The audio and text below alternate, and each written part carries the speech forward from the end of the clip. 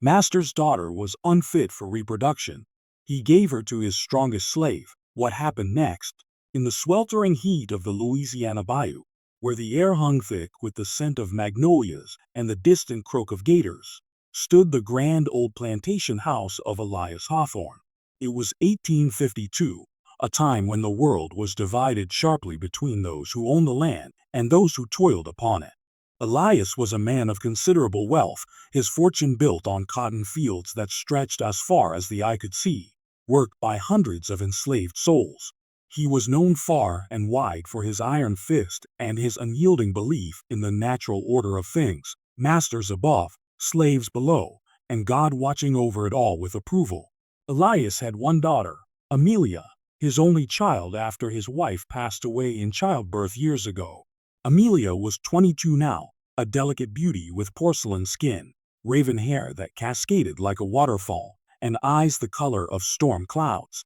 But beneath that fragile exterior lay a secret that haunted her father. She was unfit for reproduction. The doctors had whispered at first when she was a girl, after a fever that nearly took her life left her body weakened and barren. Elias had spared no expense, consulting specialists from New Orleans to Boston. But the verdict was always the same. No heirs would come from her womb. In a world where legacy meant everything, this was a curse worse than death for a man like Elias. He paced the veranda of his mansion, cigar smoke curling around his grizzled beard, his mind churning like the muddy Mississippi. What good is a daughter who can't continue the line? He muttered to himself in the dead of night. His brothers had sons aplenty, but Elias refused to let his estate fall to them. No, he needed a solution, something bold, something that bent the rules of society without breaking them entirely. That's when his gaze turned to the fields, to the strongest among his slaves, a man named Marcus. Marcus was a giant of a man, broad-shouldered and rippling with muscle from years of backbreaking labor. Captured from the coasts of Africa as a young boy, he'd grown into a legend on the plantation. They said he could lift a bale of cotton with one hand, outwalk 3 men in the fields, and stare down overseers without flinching. But Marcus was more than brute strength. He had a quiet intelligence, a spark in his dark eyes that spoke of unspoken dreams. Elias had noticed him early on, promoting him to head field hand, trusting him with tasks that required not just power but cunning. That boy's got the blood of kings in him, Elias once confided to his foreman, half in admiration, half in calculation. The idea came to Elias like a thunderclap during a particularly brutal storm. If Amelia couldn't bear children the traditional way, perhaps there was another path. Society would never allow her to marry below her station, but what if it wasn't marriage? What if it was a gift, a union in the shadows, where Marcus's strength could sire an heir that Elias could claim as his own, legitimizing it through some legal sleight of hand? It was madness, but in Elias's twisted logic, it was genius. He would give Amelia to Marcus, not as a wife, but as a vessel for his legacy. The child would be raised as a Hawthorne, and no one outside the estate need know the truth. Amelia learned of her father's plan on a humid evening in the parlor, the room lit by flickering oil lamps that cast long shadows on the wallpapered walls. She sat at the piano, her fingers idly tracing keys without playing a note, when Elias entered, his boots thumping heavily on the polished floor. "Daughter," he said, his voice gruff but laced with a rare tenderness, "I've made a decision about your future." She looked up, her heart sinking. Amelia had always known she was a disappointment to him. The balls and suitors had come and gone, each one dismissed after whispers of her condition reached their ears. "What is it, father?" she asked, her voice barely above a whisper. Elias sat across from her, his chair creaking under his weight. "You're a fine girl, Amelia, but the good Lord saw fit to deny you the gift of motherhood. I've accepted that, but our name must live on." He leaned forward, eyes gleaming. "I've chosen Marcus, the strongest of my slaves. He'll provide what you cannot. You'll go to him, and in time, perhaps we'll have an heir." Amelia's world tilted. "Father, no," she gasped, her hands flying to her mouth. "You can't mean to give me to a slave? Like some animal?" "It's not giving," Elias snapped, though his tone softened quickly. It's necessity. Marcus is strong, healthy. His blood will make a fine child. You'll be cared for, Amelia. This is for the family. Tears welled in her eyes as the horror sank in. She knew Marcus by sight, the towering figure who commanded respect even among the chained. But to be handed over like property? It was unthinkable. Yet, in the South of 1852, a daughter's will meant little against a father's command.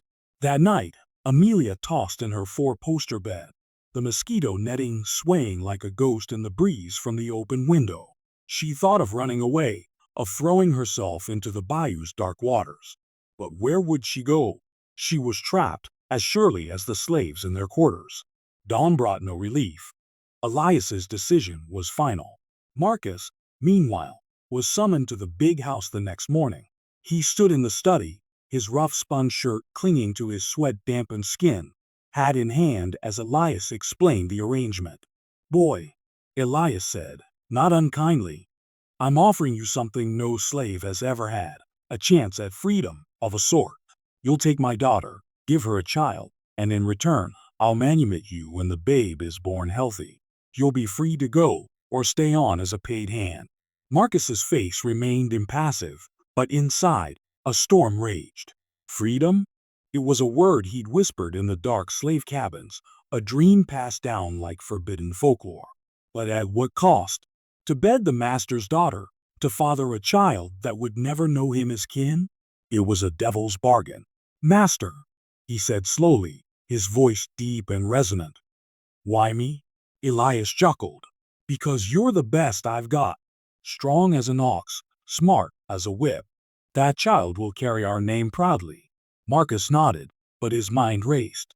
He thought of his own mother, taken from him young, of the whips that had scarred his back. This could be revenge or ruin. Either way, he had no choice. The giving was arranged discreetly. Amelia was moved to a small cottage on the edge of the estate, away from prying eyes. It was furnished simply, a bed, a table, a wash basin, but it felt like a prison. Marcus was brought there under cover of night, the overseer unlocking the door with a leer that made Amelia shudder. When the door closed behind him, they stood in awkward silence. Marcus towered over her, his presence filling the room. "Miss Amelia," he said softly, "I ain't here to hurt you." She backed away, her heart pounding. "This is madness. My father, he's lost his mind." Marcus sat on the edge of the bed, giving her space. "Madness for both of us, I reckon. But we in it now." As the night wore on, they talked, haltingly at first, then with surprising ease. Amelia spoke of her lonely childhood, the books she'd read in secret, dreams of seeing Paris or London. Marcus shared stories of his homeland, the villages and rivers he'd been torn from, the songs his people sang under the stars. For the first time, Amelia saw a slave not as property, but as a man, proud, resilient, with a soul as deep as the ocean. But duty loomed. When the moment came, it was gentle, almost tender. Marcus treated her with a respect she'd never known from the suitors who'd courted her. In the aftermath, as they lay in the dim light, Amelia whispered, "What happens next?" Marcus stared at the ceiling. "I don't know, miss. But whatever it is, we'll face it." Little did they know, this union would spark a chain of events that would upend the plantation, challenge the very foundations of their world, and forge bonds stronger than chains. The seeds of rebellion, love, and betrayal were sown that night, waiting to bloom in the harsh light of day. The weeks that followed the first night in the cottage passed like a slow, heavy dream. Amelia Hawthorne, once the sheltered mistress of the big house, now lived in a world shrunk to four walls and a narrow porch overlooking the cypress swamp. The cottage had been built years ago for an overseer who died of fever. It was sturdy but plain, with creaking pine floors, a stone hearth that smoked when the wind shifted, and windows screened only by wooden shutters. No fine linens, no silver candlesticks, just a straw mattress, a quilt her mother had sewn, and the faint smell of damp earth that never quite left the air. Marcus came every third night, always after full dark, always escorted by the same silent overseer who unlocked the door and waited outside like a sentinel. Elias had been clear. No one on the plantation was to know the true purpose of these visits. To the field hands, Marcus was simply being rewarded with extra rations and rest. To the house servants, Amelia was recovering from a lingering ailment far from the main house. Lies stacked upon lies, fragile as kindling. At first, Amelia could barely look at Marcus when he entered. Shame burned in her chest like a coal. Shame for what her father had forced upon them both. Shame for the way her body responded despite herself. She would sit rigid on the edge of the bed, arms wrapped around her knees, while he moved about the room with deliberate quiet, banking the fire, pouring water from the pitcher, giving her the space she couldn't ask for. But silence has a way of wearing down walls.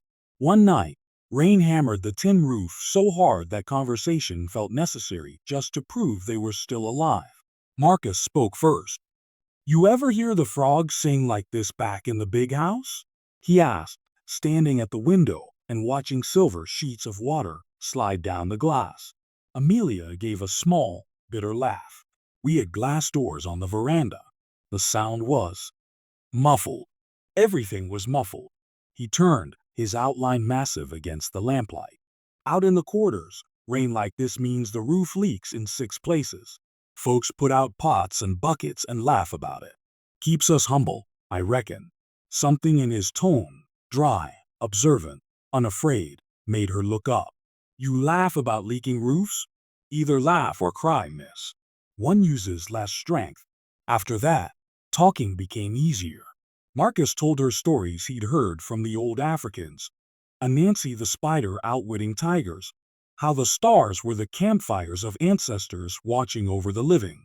Amelia, in turn, read to him from the few books she'd been allowed to bring. A worn volume of Shakespeare, a collection of Byron's poems. Marcus listened with his eyes half closed, head tilted as though tasting the words. He had a quick mind. When she stumbled over the Old English in Romeo and Juliet, he caught the meaning faster than she expected. So this boy and girl, they love each other, but their families hate each other, and everybody ends up dead? More or less, she admitted.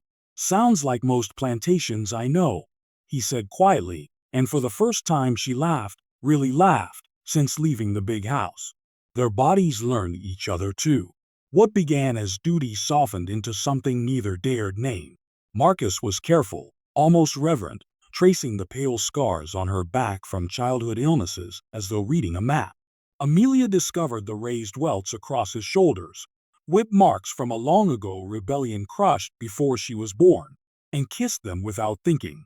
Each time they lay together afterward, the space between them shrank a little more. One humid evening in late summer, Amelia felt the first flutter low in her belly. She was alone, washing clothes in a tin basin on the porch, when the sensation came again, tiny, unmistakable. She froze, hands dripping suds, heart hammering against her ribs. Pregnant. The word tasted both sweet and terrifying. When Marcus arrived that night, she told him without preamble. "I felt it move. It's real now." He stood very still, the lantern light catching the sudden sheen in his eyes. Then he crossed the room in 2 strides and dropped to one knee in front of her, pressing his broad palm gently against her stomach as if expecting the child to answer. Nothing moved again, but he kept his hand there anyway.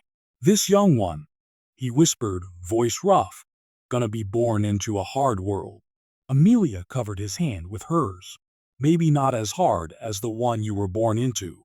He looked up at her, searching her face. "You believe that?" "I have to," she said, "or I'll go mad." From that night on, everything shifted. The visits were no longer just about conception. They were about survival. Marcus began bringing small gifts smuggled from the quarters, a sweet potato still warm from the ashes, a tiny carved wooden bird made by an old man named Josiah who'd lost 3 fingers to the cotton gin.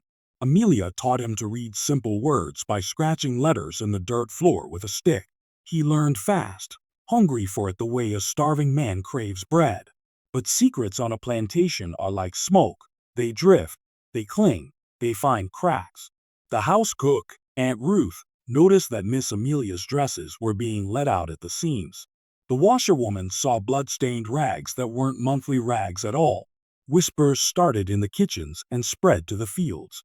Something strange going on at that old cottage, folks muttered around evening fires. Elias Hawthorne heard the rumors too. He stormed into the cottage unannounced one afternoon, sweat staining his linen suit, face red as a beet. Amelia was resting on the bed, a hand protectively over the small swell of her belly. "You're showing already," he barked. "Good. Means the breeding took quick." Amelia sat up, chin high despite the fear curling in her gut. "His name is Marcus, father. Not the breeding." Elias waved a dismissive hand. "Names don't matter. What matters is a healthy boy come spring. I've already spoken to my lawyer in New Orleans. Papers will be drawn up to claim the child as legitimate issue of the Hawthorne line. A few signatures, a little grease in the right palms, and no one will question it." "And Marcus?" she asked quietly. "He'll get his freedom, as promised. Then he can go to hell or Canada for all I care, long as he keeps his mouth shut." Amelia's voice shook with sudden fury. "You think a man like him will just walk away from his own child?" Elias's eyes narrowed. "He'll do what he's told, girl, or he'll find himself back in the fields with a chain around his neck. Don't test me." He left as abruptly as he'd come, slamming the door hard enough to rattle the shutters. Amelia sat trembling until Marcus arrived that night. When she told him what Elias had said, his jaw tightened, but he said nothing at first. Instead, he pulled her close and held her until the shaking stopped. Later, lying in the dark, he spoke so low she almost missed it. "I ain't leaving this child. Not ever." "What can we do?" she whispered back.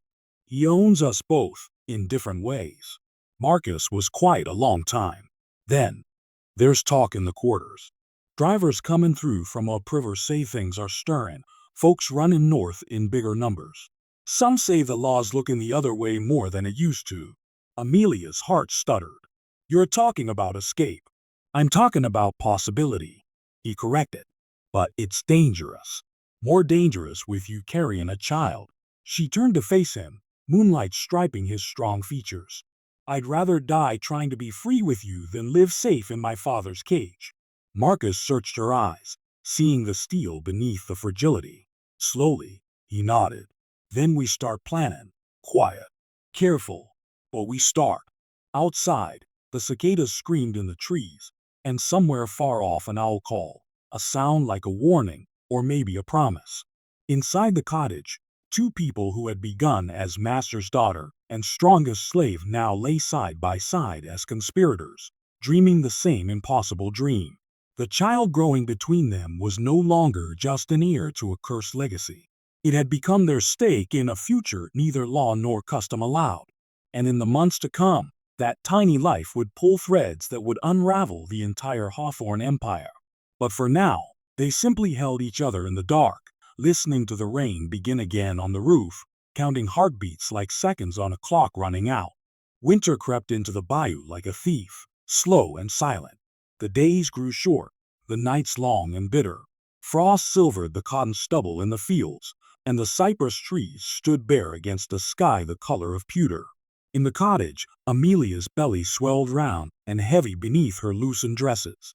By December, she was in her 7th month, and every movement felt like carrying a basket of river stones. Marcus watched her with a quiet worry that he tried to hide behind small acts of care. He split extra wood and stacked it high beside the door. He traded his Sunday ration of salt pork for a thicker blanket from a field hand who'd woven it herself. When the wind howled through the cracks in the walls, he stuffed them with rags and moss, his big hands surprisingly gentle. But the closer the child came, the tighter the noose of Elias Hawthorne's control seemed to draw. Elias visited more often now, always unannounced, always with the same questions barked like orders. "Is it kicking hard? Boy or girl, don't matter long as it's strong. You eating enough greens? I won't have a weakling born on my land." He never asked how Amelia felt. He never looked at Marcus at all, as though the man who had fathered his future heir was no more than a stud horse to be stabled and forgotten. One icy afternoon, Elias arrived with his lawyer, Mr. Thibodeaux, a thin, pinched man from New Orleans who smelled of ink and cigar smoke. They spread papers across the rough table while Amelia sat wrapped in a shawl, hands folded over her belly. Thibodeaux cleared his throat. "The documents are prepared, Miss Hawthorne. Upon the child's birth, you will sign an affidavit stating that you were secretly wed to a distant cousin who perished at sea. The child will be registered as legitimate issue of that union. Your father will adopt it formally if needed." All quite tidy. Amelia stared at the papers as though they were written in blood. "And the real father?" she asked, voice steady only because anger held it in place. Thibodeaux glanced uncomfortably at Elias. Elias answered for him. "The real father will be long gone by then, freed, as promised, and smart enough to keep walking north until the air smells different." Marcus had been outside chopping wood. He stepped in just as Elias spoke those words, axe still in hand, frost on his breath. For a moment the room was silent except for the pop of the hearth fire. "You plannin' to buy my silence with freedom, master?" Marcus asked, low and even. Elias turned, eyes narrowing. "I'm planning to keep my word, boy. You get your papers the day the child draws breath. After that, what you do is your business, long as it's far from here." Marcus set the axe down carefully by the door. "And if I choose to stay?" Elias laughed, a short bark. "Then you'll stay in the fields, same as always. Freedom's a gift, Marcus. Don't spit on it." After they left, Amelia wept, not the soft tears of before, but hard, angry sobs that shook her whole frame. Marcus held her until she quieted, then spoke against her hair. "We ain't waiting for his gift. We leave before the baby comes." She pulled back, searching his face. "In this cold? With me like this? Spring thaw brings patrols. Roads get watched heavier when the rivers rise. Winter's hard, but it's quiet. Folks stay inside. We got a better chance now than later." He had already begun laying the groundwork. In the slave quarters, trusted friends were weaving a net of quiet help. Old Josiah, the wood carver, knew a Creole fisherman who ran flatboats up the hidden bayous at night. A woman named Delphine, who cooked in the big house, could steal passes and food without raising suspicion. And there was Jonah, a young driver who'd been saving coins from selling extra baskets in town. Jonah claimed he knew a conductor on the Underground Line, a free black man from Ohio who passed through twice a year disguised as a peddler. The plan took shape in whispers during Marcus's visits. They would wait for the new moon in January, when the nights were darkest. Delphine would bring a forged pass claiming Marcus was delivering a message to a neighboring plantation. Amelia would be bundled as a sick servant woman traveling to a doctor in Baton Rouge. They would meet the fishermen at a bend in the bayou 3 miles downstream, then float north under cover of reeds and fog until they reached the Red River country where abolitionist networks waited. It was fragile, dangerous, half mad, but it was theirs. As Christmas approached, the plantation put on its usual show of benevolence. Elias hosted a grand dinner for neighboring planters, complete with roasted goose, plum pudding, and musicians brought in from town. The slaves were given an extra ration of molasses and a half-day off, which everyone knew was meant to keep them docile. In the quarters, though, people gathered around small fires and sang the old songs, the ones that sounded like hymns to white ears but carried coded messages of endurance and escape. Marcus slipped away that night and came to the cottage with a small bundle wrapped in cloth. Inside was a tiny pair of knitted booties, soft and red, made by Delphine's mother. "For the little one," he said simply. Amelia pressed them to her cheek, eyes shining. "We have to make it, Marcus. For this child." "We will," he promised, and for the first time she believed him completely. But danger has a way of sniffing out hope. 2 nights before the new moon, a hard freeze gripped the land. Ice skimmed the edges of the swamp, and the cottage hearth struggled to keep the chill out. Amelia woke in the dark to sharp pains low in her back. At first she thought it was the cold, or the baby shifting, but the pains came again, regular, tightening like a fist around her middle. She lit the lamp with shaking hands and saw the stain spreading dark on the sheets. Too early. Weeks too early. "Marcus," she gasped when he arrived at dawn, earlier than usual, drawn by some instinct. He took one look at her pale face and the blood and went still. Then he moved like lightning, banking the fire high, boiling water, sending word through Jonah to fetch Aunt Ruth, the plantation midwife who delivered half the quarters. Ruth arrived bundled in shawls, her wise old eyes taking in the scene without a word. She examined Amelia gently, then shook her head. Baby's comin', and it's comin' now. Water's broke, and she's bleedin' more than she ought. We do what we can. The labor lasted through the day and into the night. Amelia screamed until her voice gave out. Marcus held her hands, wiped her brow, whispered stories of African queens who'd borne children in the midst of war. Ruth worked with steady hands and quiet prayers. Outside, Elias paced the porch of the big house, furious that nature refused to obey his timetable. He sent the overseer to stand guard at the cottage door, no one in or out without his say. At last, just before dawn on the coldest night of the year, a thin cry pierced the air. Ruth wrapped the tiny bundle in the quilt and placed it in Amelia's trembling arms. A boy, small but breathing, skin the color of warm mahogany, fists no bigger than walnuts. Amelia looked at Marcus through tears. He's perfect. Marcus touched one tiny finger with reverence, as though the child might vanish. Strong like his mama, he whispered. Ruth cleaned up quietly, then pulled Marcus aside. She lost a lot of blood. She'll need rest, good food, warmth. And the baby, he's early. Lungs might be weak. Keep him close to the fire. Marcus nodded, throat tight. Word reached Elias by sunrise. He strode into the cottage without knocking, face flushed with triumph. He barely glanced at Amelia, pale and exhausted on the bed, before leaning over the cradle Ruth had fashioned from a drawer. A boy, he said, satisfaction thick in his voice. Good strong lungs on him. He'll do. He turned to Marcus. You kept your end. Papers will be ready in a week. You'll sign them, take your freedom, and be gone by month's end. Marcus met his eyes without flinching. Yes, sir. But in the depths of those dark eyes burned something Elias didn't see, something fierce and unyielding. That night, as Amelia slept fitfully and the newborn nursed weakly at her breast, Marcus sat by the fire and made a new plan. Escape would have to wait until Amelia could walk. The baby needed strength. But Elias's deadline loomed like a storm cloud. Freedom on Elias's terms meant abandonment. Freedom on their terms meant risking everything. Again, Marcus looked at his son's tiny face, at Amelia's fragile smile in sleep, and knew there was no turning back. Whatever came next, patrols, dogs, rivers, betrayal, they would face it together. The child had a name now, whispered between them in the hush before dawn. They called him Freedom. But freedom, they were learning, always came with a price. The first weeks after the birth were a fragile, breathless time.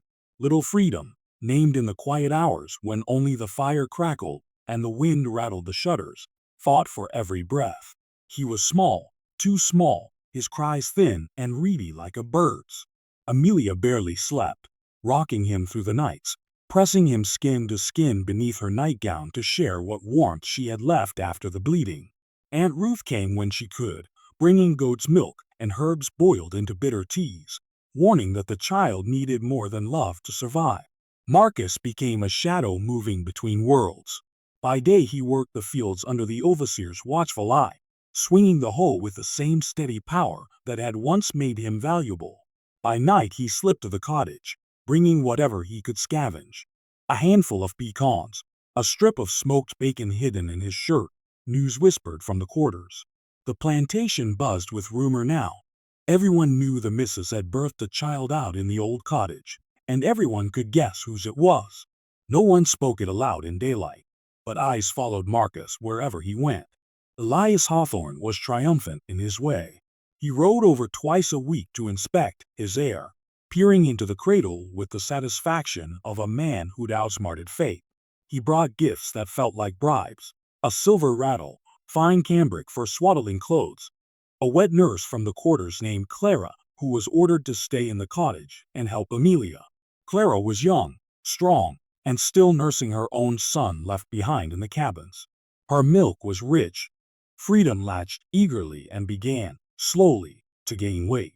But Elias's visits always ended the same. He'd turn to Marcus, standing silent by the door, and say, "Papers are being drawn up. You'll have your freedom soon enough. Best start thinking about where you'll go." Marcus answered only with a nod. Inside, he seethed. Amelia watched the exchange each time, her arms tightening around the baby. She saw the muscle jumping in Marcus's jaw, the way his fists clenched at his sides. One evening after Elias left, she said, "He thinks he's buying your obedience with those papers." "He thinks he already bought it," Marcus replied. "Paid in full the first night I came here." They both knew the truth. Elias had no intention of letting Marcus walk away clean. A man who'd fathered a child on the master's daughter was dangerous. He knew too much. He'd seen too much. Freedom papers could be signed and then lost. Accidents happened on plantations every day. A fall from a mule, a snake bite, a midnight visit from patrollers looking for runaways. Elias wasn't the kind to leave loose threads. The plan to escape had to change. Amelia was still weak, her body slow to heal. Walking 3 miles through frozen swamp was impossible now, and carrying a newborn even more so. They needed time, and time was the one thing Elias refused to give. So Marcus turned to the network in the quarters. Quiet meetings after dark, words passed in the rows while hoeing frozen ground. Jonah, the young driver, brought word from upriver. The Creole fisherman was willing, but he wouldn't wait past the February thaw. Too many patrols once the rivers ran high. Delphine smuggled a map scratched on a scrap of burlap. Hidden channels, safe cabins, places where Quaker families left food in hollow logs for those heading north. And then there was Clara. Clara watched everything with careful eyes. She'd lost 2 babies of her own to fever and knew the fierce love that now burned in Amelia's chest. One night, while Amelia dozed and Marcus held the sleeping child, Clara spoke low. "You planning to run with this baby?" Marcus didn't deny it. "Yes." Clara nodded slowly. "Then you'll need more than a boat and a map.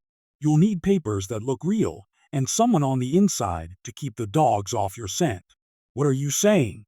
"I'm saying my man Gabriel drives the supply wagon to town every Thursday. He knows folks who know folks. And I'm saying Miss Amelia's papa trusts me in this house. I can make sure certain things get misplaced. Keys, dog's feed, patrol schedules." Marcus studied her. "Why risk it?" Clara looked at the baby in his arms. "'Cause that boy deserves better than growing up calling another man daddy while his real one swings from a tree. And 'cause I want my own son to know there's still fight left in us." From that night on, Clara became part of the plan. February crept in with false warmth, days that teased spring, nights that bit like January. Freedom was stronger now, his cheeks rounding, his grip fierce on Marcus's finger. Amelia could stand for longer stretches, walk the length of the porch without dizziness. Hope, dangerous and bright, began to flicker again. Then disaster struck. One Thursday, Gabriel the driver returned from town pale and shaking. Patrollers had stopped the wagon, searched it top to bottom. Someone had talked, sold information for a few coins or a lighter punishment. Names were circulating. Marcus, Jonah, even old Josiah. Elias summoned the overseer and doubled the night watch. Dogs were brought in from a neighboring plantation, big brutes trained to track runaways through water and mud. That same evening, Elias arrived at the cottage with 2 armed men. His face was stone. "Time's up," he said. "The child's healthy enough. You've done your part." He turned to Marcus. "You'll be moved back to the quarters tonight. Tomorrow you leave for Texas, sold to a rice planter I know. Good money, and far enough no tales will follow you." Amelia stood, clutching freedom to her chest. "You promised him freedom." "I promised him manumission," Elias corrected coldly. "But a master can always change his mind if the slave proves unreliable. Rumors say he's been plotting." "Can't have that." Marcus stepped forward, every muscle coiled. "You can't sell me. The child. The child is mine," Elias cut in. "Raised as a hawthorn. You're nothing but the seed. And seed gets scattered or burned, depending on the farmer's mood. The armed men moved to seize Marcus. For a heartbeat, the room hung suspended, Amelia's sharp intake of breath, freedom's sudden wail, the crackle of the fire. Then Marcus exploded. He swung a fist like a hammer, catching the first man in the jaw and sending him sprawling. The second raised his pistol, but Marcus was faster, grabbing the wrist, twisting until bones cracked, and the gun clattered to the floor. Elias lunged for the door, shouting for the overseer, but Marcus caught him by the collar and slammed him against the wall. "Touch me again," Marcus growled, voice low and deadly. "And I swear on my mother's grave I'll end you here." Amelia screamed. Marcus, "No, not for her father's sake, but for his. Killing Elias would doom them all." Clara appeared in the doorway, eyes wide. Behind her, chaos, shouts, running feet, dogs barking in the distance. Marcus released Elias, who slid to the floor gasping. He turned to Amelia, chest heaving. "We leave tonight. No more waiting." Amelia nodded, tears streaming, already wrapping freedom in every blanket they owned. Clara thrust a bundle at them, food, a knife, forged passes she'd hidden under the floorboards. "Gabriel's waiting at the old cane barn with the wagon. He'll take you to the bayou. Go now, while they're still running around like chickens." Marcus lifted Amelia into his arms as though she weighed nothing, the baby cradled between them. He paused only long enough to look at Clara. "You comin'?" She shook her head, a sad smile on her face.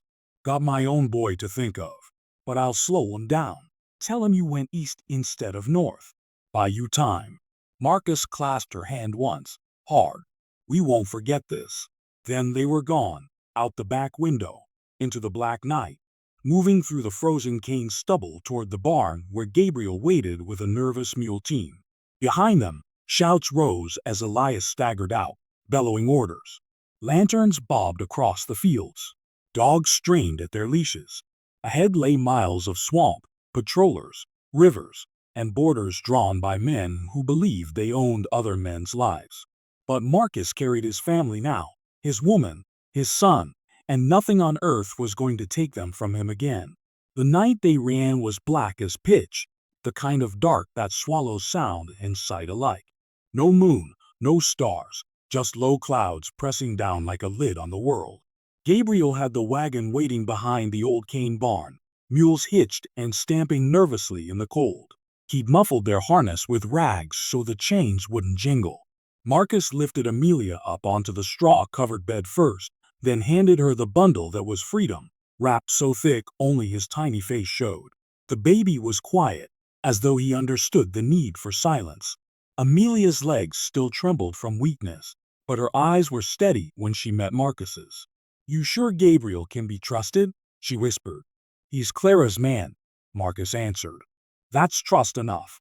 Gabriel climbed to the driver's seat, took up the reins, and clicked softly. The wagon rolled forward, wheels crunching over frozen ruts. They took the back lane that skirted the fields, avoiding the main road where patrollers might ride. Every creak of axle or snort from the mules made Amelia's heart lurch. Behind them, the plantation was waking to chaos. Lanterns swung in frantic arcs across the yard. Elias's voice carried on the wind, hoarse with rage, ordering dogs unleashed and every man saddled. Clara had done her part. She'd sent the first search party east toward the river road, claiming she'd seen shadows heading that way. It bought them minutes, maybe an hour. Gabriel drove for what felt like forever, but was less than 2 miles. At a bend where the lane met a narrow trace into the swamp, he stopped. "This is as far as wagon goes," he said quietly. "Fishermen's waiting half a mile downstream. Follow the blazed cypress, 3 notches on the trunk." Marcus clasped his forearm.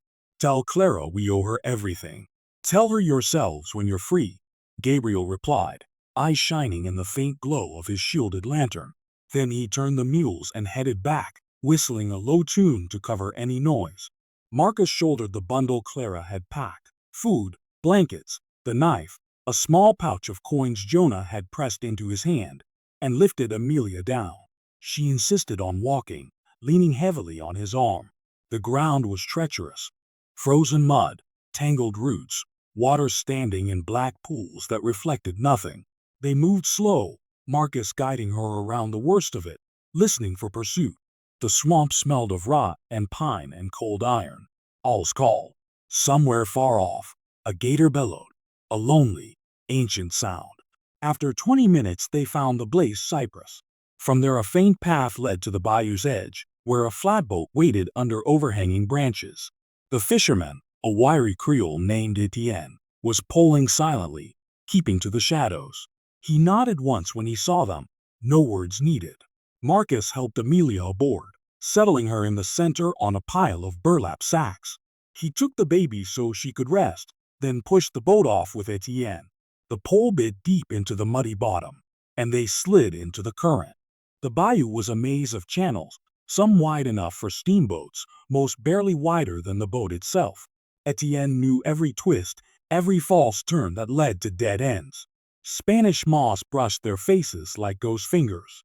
Cypress knees rose from the water like drowned sentinels. For the first hour they heard nothing but the soft dip of the pole and the lap of water against the hull. Then, faint but unmistakable, came the baying of dogs. Amelia stiffened.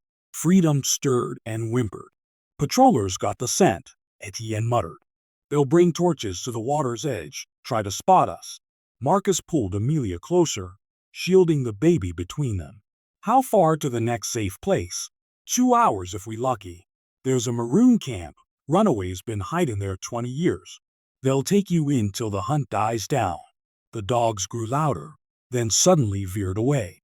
Clara's misdirection was still working, but Elias wouldn't give up easy. He'd send riders to every landing, bribe every boatman, offer reward money that would turn even honest men greedy.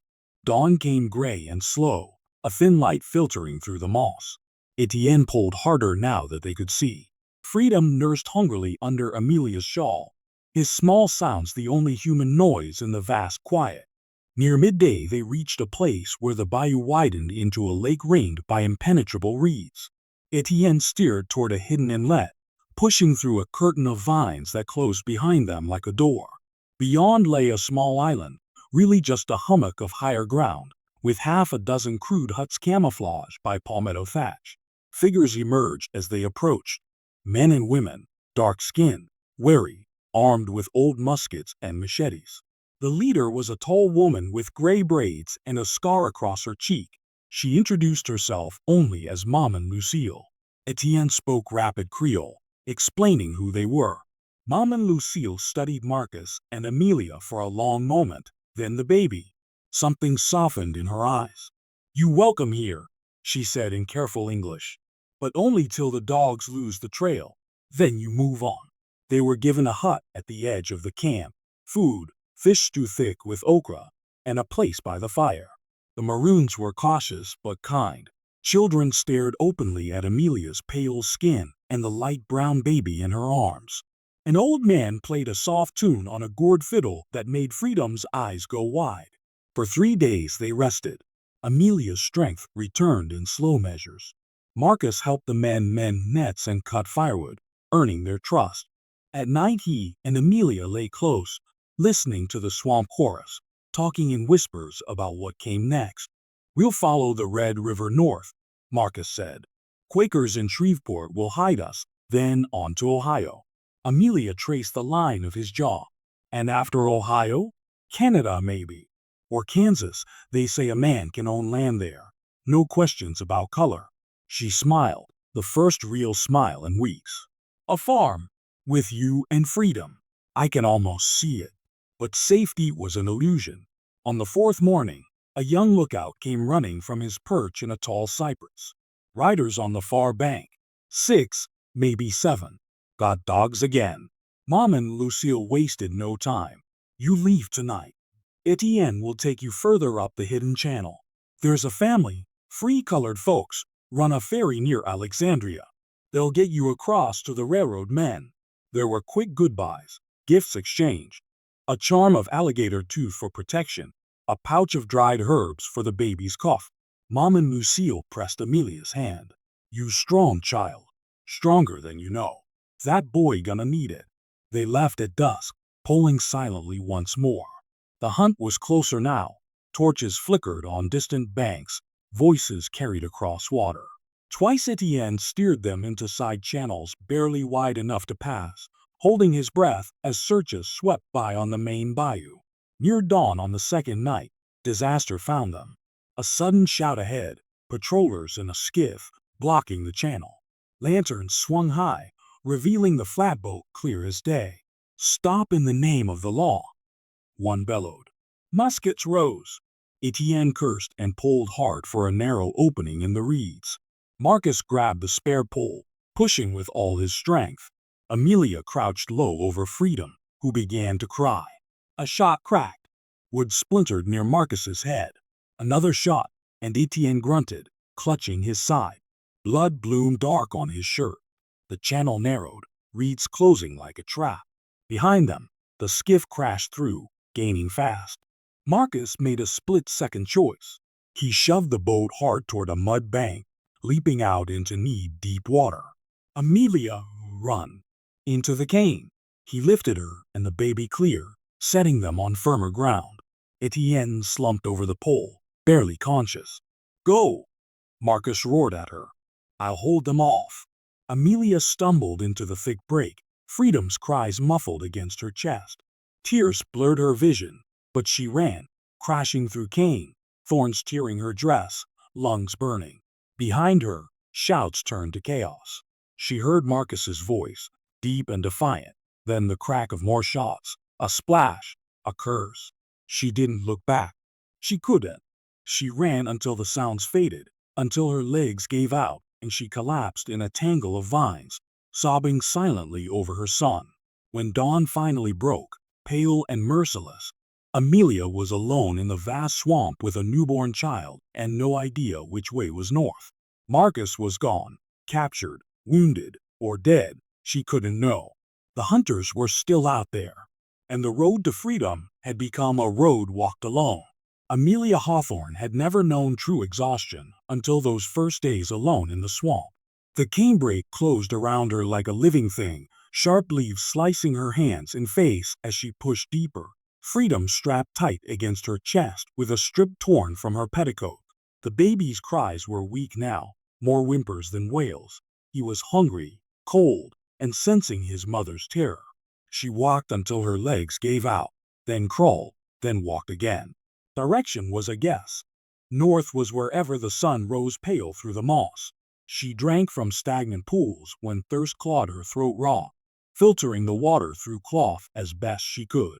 At night she huddled under fallen palmetto fronds, rocking freedom and singing the fragments of lullabies she remembered from her own childhood, mixing them with the African songs Marcus had hummed. Grief sat heavy on her chest, grief for Marcus, for the life they'd almost touched. She didn't know if he lived or died back there in the dark water, only that he bought her this chance with his blood. Every step was a promise to him. I will not waste it. On the third morning, fever found her. The swamp air turned thick and poisonous in her lungs. Freedom nursed fitfully, his tiny body hot against hers. She stumbled into a clearing and collapsed, whispering apologies to her son as blackness swallowed her. When she woke, she was no longer alone. A woman knelt beside her, an older black woman with kind eyes and hands rough from work. She spooned cool broth between Amelia's cracked lips, murmuring in Gullah so soft it felt like prayer. Behind her stood two men, shotguns across their knees, watching the tree line. The woman introduced herself as Sister Ruth, not the plantation midwife, but a free woman who lived with her sons on a hidden patch of high ground. Word traveled fast among the Maroons and the free-colored networks. They'd been watching for a white woman with a brown baby ever since the hunt swept through. "You the one they call the master's daughter," Sister Ruth said, not accusing, just stating fact. Whole parish talking about Elias Hawthorne loosen, his mind over his own blood running north. Amelia tried to sit up, panic flaring. "They'll come here." "They already come and gone," one of the sons interrupted. "We send 'em west with a false trail. Dogs don't like our dogs." He grinned, showing a gold tooth. "They nursed her for a week. Goat's milk for freedom, willow bark tea for her fever, poultices on the cuts that had turned angry red. Strength returned slowly, like tide coming in. When she could stand without swaying, Sister Ruth handed her a bundle. Clean clothes dyed butternut to blend with the earth, a sling for the baby, dried fish, and hoe cakes wrapped in corn husks. "Time to move," the old woman said. "Ferryman waiting up near Alexandria. He'll take you across the Red River at night. After that, follow the drinking gourd same as always." Amelia hugged her fiercely, tears falling freely now. "If I ever have a home again, there'll always be a place for you." Sister Ruth patted her cheek. "Child, you just get that baby to free ground. That's payment enough." The journey north resumed, this time with guides. Sister Ruth's younger son, Caleb, traveled with her 3 nights through back channels and forgotten trails until they reached the ferry run by a free-colored family named Thibodeaux. The father pulled them across the wide, muddy red under a sky full of stars, humming softly to keep the baby calm. On the far bank waited a covered wagon driven by 2 white men in plain Quaker dress. They didn't ask questions, only helped her aboard and covered her with quilts that smelled of lye soap and safety. "Welcome to the railroad, sister," the older one said quietly. "We'll have you in Ohio in 10 days if the Lord wills." The Underground Railroad was not one road but many. Safe houses in barns and attics. Signals in quilt patterns hung on clotheslines. Conductors who risked whipping or prison to pass human souls north. Amelia became Mary from Tennessee, a grieving widow with a sickly child. Freedom's light brown skin and curly hair drew curious glances, but no one pressed. They'd seen every shade of desperation before. In Ohio, at a farm outside Cincinnati, she was handed off to Canadian conductors. The final push across the Detroit River came on a freezing night in early April. Ice still floated in chunks, but the boatmen knew the currents. When the far shore appeared, Windsor, Canada, Amelia stepped onto soil where no man could own another, and fell to her knees in the mud, sobbing over freedom until her strength gave out again. They settled in a small black community near Chatham, supported by abolitionist churches and freedmen's aid societies. Amelia took in washing and mending at first, her fine stitches earning quiet praise. Freedom grew strong and fearless, toddling after the older children, learning to fish in the Thames River. Years passed, 5, then 10. Amelia never remarried. She told Freedom his father had been a brave man who'd fought for their freedom, promising one day to tell him the whole story when he was old enough. She watched the American War unfold from afar, heart pounding when news came of Louisiana burning, plantations falling, slaves walking off by the thousands. And then, in the spring of 1865, a man came to Chatham looking for a woman named Amelia Hawthorne. He was thinner than she remembered, gray threading his beard, a limp from an old wound in his left leg. But the eyes were the same, deep, steady, full of quiet fire. Marcus. He stood in the doorway of the little cabin she'd bought with years of careful saving, hat in hand, staring as if afraid she'd vanish. Amelia dropped the basket of laundry she'd been carrying. Freedom, now a sturdy boy of 12, stopped whittling on the porch step and looked up, sensing the weight in the air. Marcus's voice cracked when he spoke. "They told me in Cincinnati a woman with a boy matching his description lived here. I didn't dare hope." Amelia crossed the yard in a run, throwing herself into his arms with a cry that brought neighbors to their windows. He held her so tight she could feel his heart hammering against hers, years of loss and longing pouring out in silent tears. Later, by the fire, they told the story in pieces. After the shots in the swamp, Marcus had fought like a cornered lion, disarming 2 patrollers, diving deep into the murky water when more came. He'd swum miles downstream, half drowned, bullet graze in his thigh. Maroons found him delirious on a mudbank and hid him until he could walk. Then he joined a band of runaways heading west, working his way north through Texas and Kansas, always one step ahead of bounty hunters carrying Elias's reward posters. The war had finally caught him in Missouri. He'd enlisted with a colored regiment, fought at Vicksburg and Appomattox, mustered out a free man in every sense.